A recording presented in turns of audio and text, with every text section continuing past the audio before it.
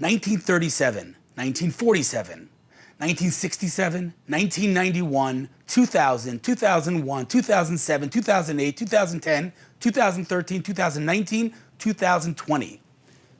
What do all those years have in common? The answer is, those were all the years that the Arabs, who call themselves Palestinians, were offered a state. In all those cases, they rejected that offer immediately. Why would that be? Well, the answer is quite clear. The answer is they don't want a state. The answer is they like to play victim. They like to talk about occupation. They like to talk about apartheid. But it's time someone looked at history. It's time we actually looked at the facts, because the world won't tell you the facts. The world eats Hamas's propaganda. So let's talk about this. In 1947, the United Nations announced the partition plan: a state for the Arabs, a state for the Jews. The Arabs rejected, and the Jews accepted, hence 1948, the establishment of the State of Israel. What happened there?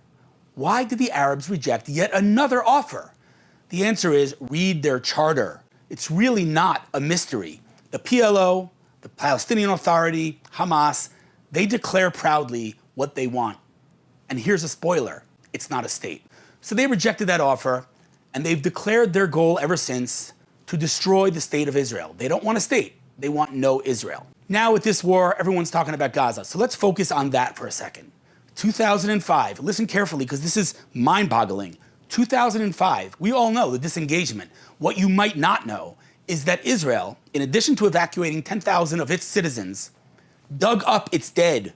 I'm going to repeat that. Israel dug up its dead from Gaza cemeteries. Why? Because we knew that if we leave our dead bodies in the ground, Hamas would do what they did. Now we know we were right. So since 2005, there has not been one Jew, not alive and not dead, in Gaza. There was no occupation. That is one big fabrication that the world loves to eat up. Not one Jew in Gaza since 2005. Israel handed the Palestinians Gaza on a silver platter and said, here, make a state. Let's make peace. What did the Palestinians do almost immediately? In 2006, they elected Hamas, a world-recognized global terror organization. The people in Gaza, I'm going to repeat this because it is so important. The people of Gaza elected Hamas. Let's talk about that for a second. To be clear, and this is an important disclaimer, are there innocent people in Gaza? Of course there are innocent people in Gaza. Were there innocent Germans in World War II? The answer is yes. Many of those innocent Germans were tragically killed in World War II. Does anybody debate the validity of World War II? Does anybody say, since innocent Germans were killed in World War II, it was not a justified war? We should not have denazified Germany? Of course not. Anybody with a brain and a moral compass understands that in war, people die. This war is no different. There are innocent people in Gaza, but those people elected a terrorist organization. As soon as they elected that terrorist organization, Israel had to put blockades around Gaza because we weren't going to allow rockets and infiltration of terrorists into Israel. And the world yelled, it's an air prison. We see what happened on October 7th. When they made one little hole in the security fence, 1,400 innocent people massacred. So we gave them a state again in 2005. But again, they rejected it because, again, they don't want a state. You know, it's one thing to not know the facts. It's another thing not to read their charter. It's available on the internet. Read Hamas's charter. What do they want?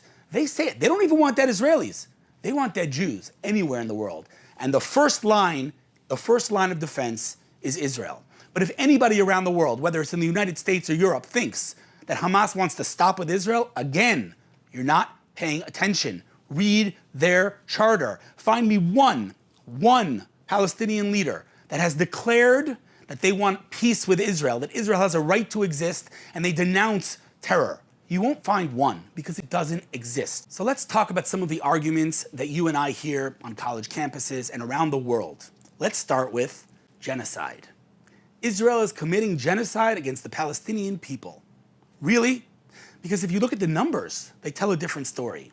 The Palestinian population has grown sixfold since Israel was established. 6x. So Israel is either really bad at genocide or that's yet another lie. Apartheid, right? Israel's an apartheid state. Do you know that there are Arabs in basically every single key role in this country? Supreme Court justices, in the parliament. I mean, they're everywhere. They have not just equal rights, they have more rights than they have in any Muslim country in the world. That's just a fact. There's no debating that. So forget apartheid, but you know what? Let's go back more fundamentally. Occupation, right? It's their favorite word. We're occupying. We've been occupying an Arab Palestinian state. Really? Let's talk about this because, you know, these false narratives, they're all over the place, and it's your responsibility and my responsibility to know our facts. Now, to be clear, some of us make mistakes. I've been guilty of sharing a post that I found out later was fake news, which I took from some media channel. We're all human beings, we make mistakes, but we need to know the facts. So let's talk about this occupation thing. Before the occupation, before the state of Israel, in 1929, Arabs massacred Jews in Hebron.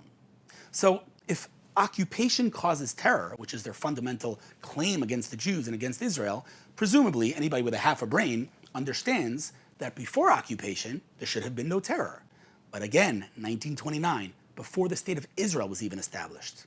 But beyond that, where did this occupation thing come from? It came from Yasser Arafat, a terrorist by any standard, by any definition of the word, who literally, but literally, took the word Palestine, okay, and this is crucial, that meant Israel. We have coins that say Palestine on them and have a Magen David, a Star of David on them. Palestine was Israel. Yasser Arafat took that word Palestine and basically hijacked it to mean something that it never meant before, which is these Arabs who are from Jordan and from other places, he called them Palestinians. Words matter, guys. Words matter. And it's not just semantics, call them Arabs, call them Palestinians, call it the West Bank, call it Judean Samaria. Words matter. So let's be accurate, okay? Palestinians, Golda Meir was a Palestinian, okay? Israelis were Palestinians. These people who call themselves Palestinians, they're not. They're Arabs who came from Jordan. So words matter. But let's talk about this occupation. So we already established that before the occupation, there was terror, okay? But again, we talked about Gaza. There was no occupation. What are they firing rockets at us for, right? The occupation is, again, a historical fabrication that everyone likes to use, and listen carefully, to justify not their stance against Israel, but as we see in the world today, their stance against Jews. And I want to clarify and emphasize this in the strongest, most unequivocal terms. Separating Zionism from Judaism is preposterous. It is ridiculous.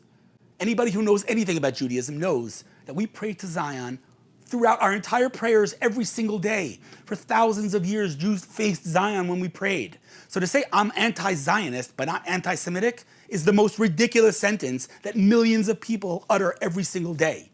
To say that the Jews do not deserve a state of their own is anti-Semitic, period. And I know it's not politically correct to say because there are people who are anti-Zionist.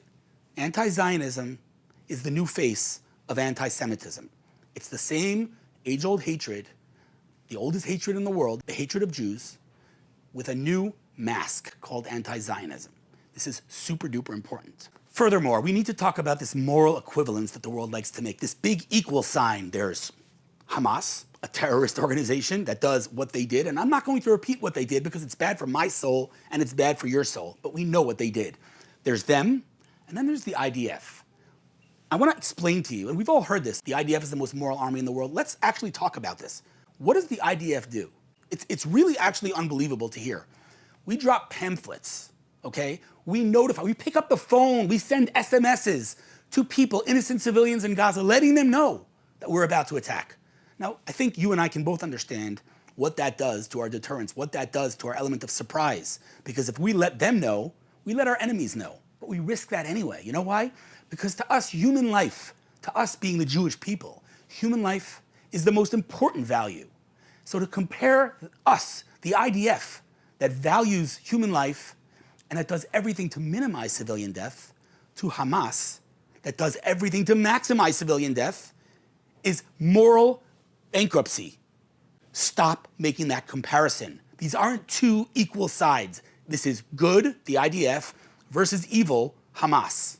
Now, again, I want to go back to the most important point. There are innocent people in Gaza. There are. But those people, those innocent people, where are they? Are your social media feeds full of Palestinians denouncing Hamas? Because what I see are thousands, tens of thousands of Palestinians marching in support of Hamas. What I see are Palestinians dancing in the streets on 9/11. What I see are Palestinians giving out candies on the streets every single time an innocent Jew is murdered. So where are these innocent Palestinians? Where are they? I don't know. But these innocent Palestinians voted for Hamas. A poll that I saw recently is that they have 80%, Hamas has 80% support in Gaza, 80%. So it could be that there are innocent people. There are innocent people, but how relevant are they? In fact, even if they were the majority, which they're clearly not, if they remain silent, they are irrelevant. It doesn't matter how many they are if they just remain silent. And but they can't speak out against Hamas because Hamas will kill them. They just need to fulfill orders. I'll let you, for a second, think where you heard that last. Yeah, it was the Nazis who said that. You cannot make that claim. I'm sorry, I can't stand up for morality and denounce terror and murder because I'm scared. You're scared? Then do what you need to do in Gaza and get rid of Hamas. Hamas is a terrorist organization that rules Gaza thanks to those innocent Palestinians. And let's say it as clearly as possible.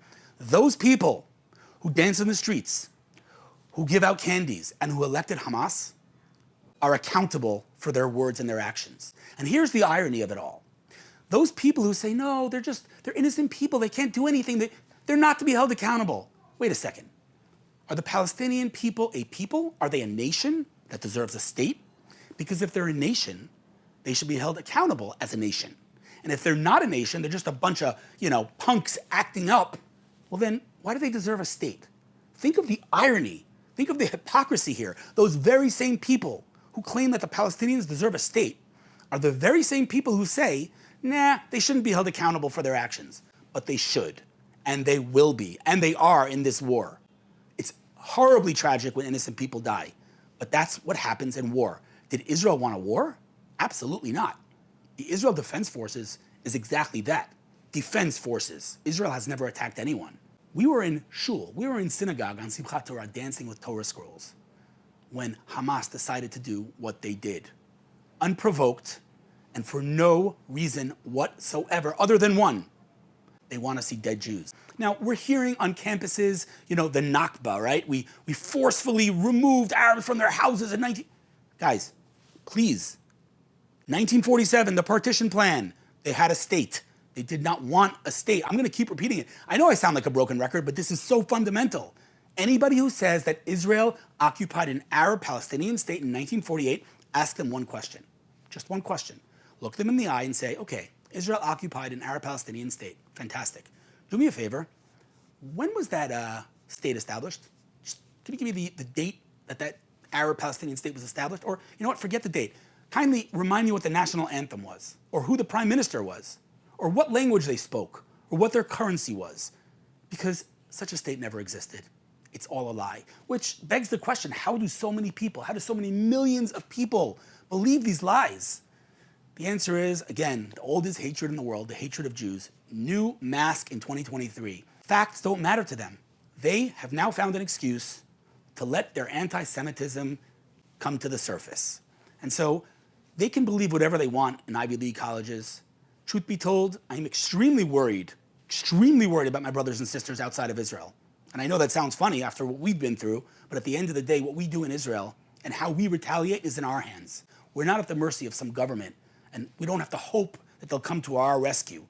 We see pro-Palestinian protests. We see people being murdered in the streets in LA. We see people being stabbed. We see posters being pulled off.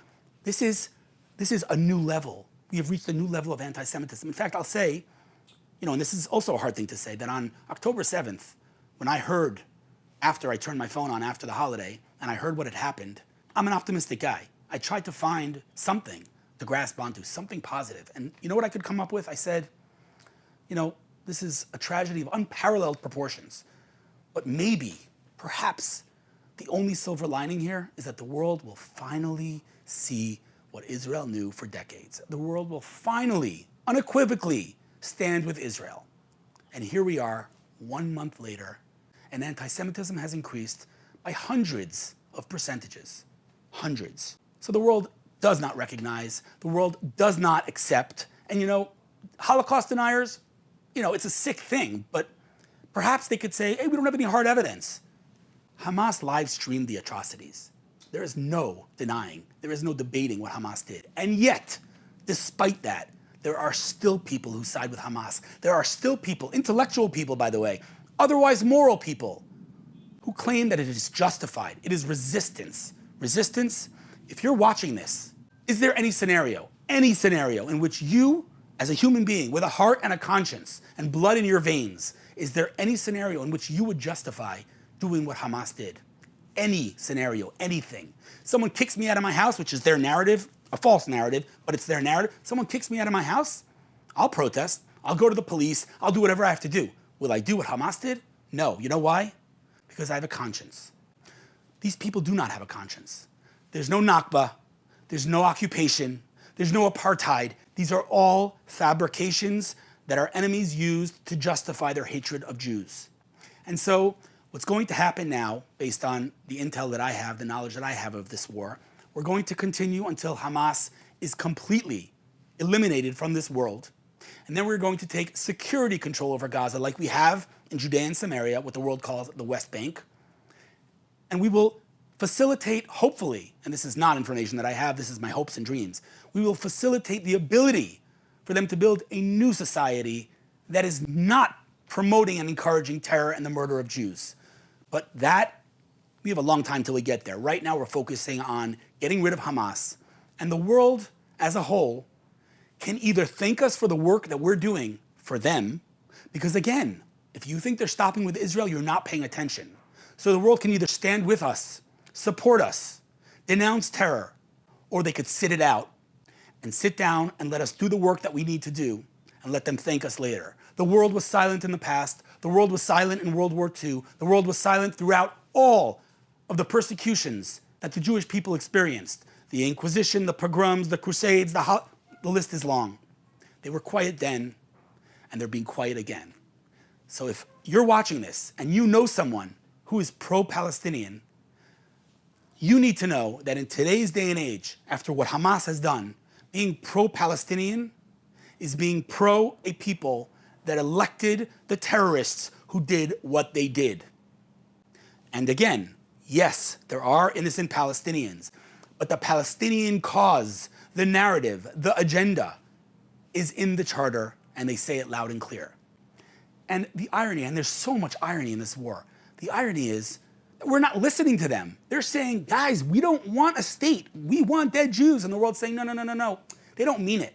They really want a state. Here's the problem, fundamentally. In the West, we have some values, some core fundamental values. For example, treat someone with dignity, and they'll treat you with dignity back. Basic fundamental principle of Western civilization. What we're trying to do is we're taking those values and applying them to radical Islam. But radical Islam does not share those values. You could treat the Palestinians as well as you want. They want dead Jews. And by the way, I keep saying dead Jews. They're not stopping at the Jews. They say it. They want all infidels, anyone who's not radical, anyone who's not Muslim, to either convert to Muslim or see their death. More irony. Queers for Palestine, LGBTQ activists supporting Hamas. Have you lost your mind? Do you know what would happen if you walked into Gaza with an LGBTQ flag? Let me tell you what would happen. You'd be thrown off a roof and your dead body would be dragged with a pickup truck throughout the streets of Gaza. This isn't, me sounding sensationalist and saying, you could see this footage. They are proud of this. They are proud of this. This is their value system. And when I say their, I mean Hamas and Hamas supporters.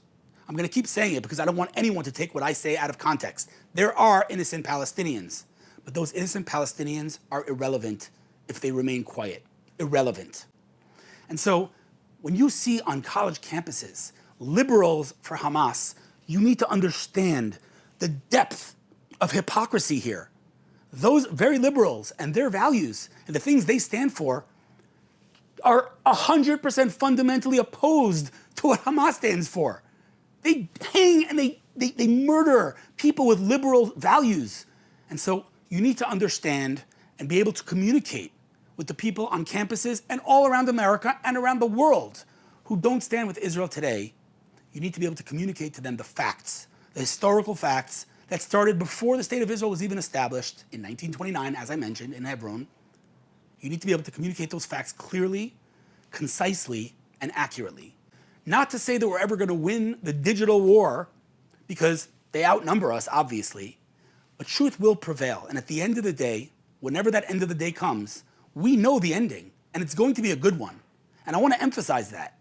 Look throughout our history. Look at all of the holidays we celebrate. Do you understand the story of Purim?